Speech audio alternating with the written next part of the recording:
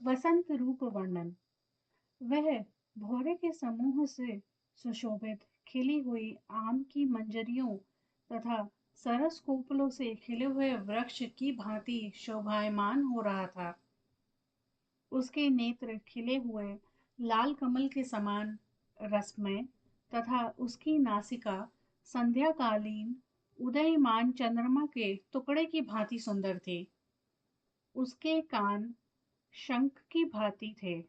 वे काले घुघराले बालों से युक्त तथा संध्याकालीन सूर्य के समान चमकते हुए दो कुंडलों से सुशोभित थे।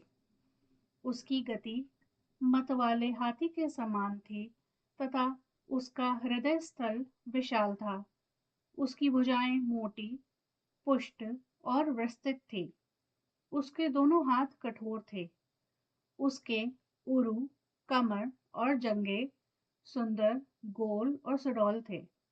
गला शंख के समान सुंदर तथा कंधा ऊंचा था। उसकी हंसली ढकी हुई थी।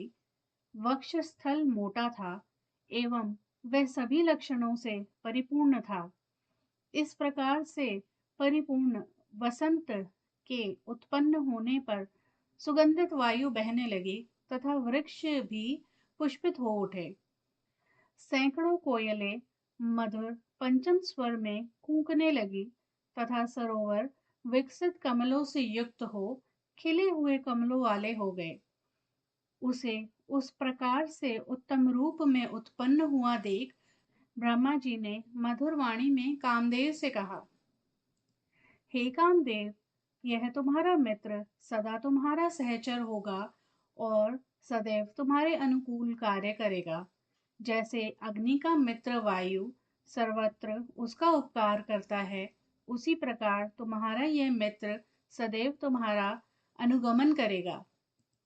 अंतः में वसने के कारण यह वसंत नाम को प्राप्त होएगा तथा यह तुम्हारा अनुगमन एवं लोगों को प्रसन्न करने का कार्य करेगा। यह वसंत श्रृंगार रस का साधक होगा तथा वसंत में मलयाचल की सुगंधित वायु और इसके भाव तुम्हारे वशीभूत होने के कारण सदैव तुम्हारे मित्रवत होंगे। उसके विभोगादि हाव तथा 64 कलाएं तुम्हारा सुहृद होने के कारण रति की सुहृदता को भी प्राप्त कराए। हे कामदेव, आप अपने वसंत, श्रृंगार, मलयानिल, वायु आदि सहचरों तथा रति जैसी सहचरी से युक्त परिवार के साथ महादेव को मोहित करो। इस प्रकार सनातनी सृष्टि का परिवर्तन कर अपने सहयोगियों के साथ जहां इच्छा हो वहां तुम चले जाओ। मैं भी उसे उत्पन्न कराऊंगा जो भगवान शंकर को मोह सके।